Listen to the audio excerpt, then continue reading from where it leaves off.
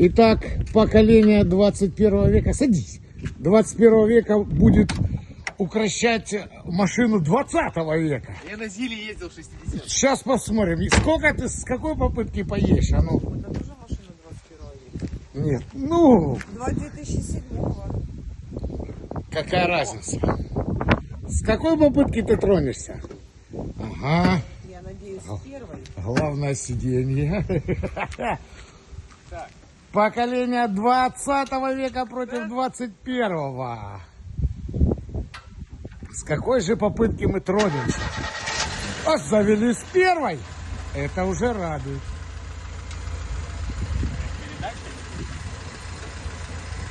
Тут легко, да, вставлять? Да, все легко. Не едет. Я пробую газ. Ты скорость включил? Ой, заглохнуть.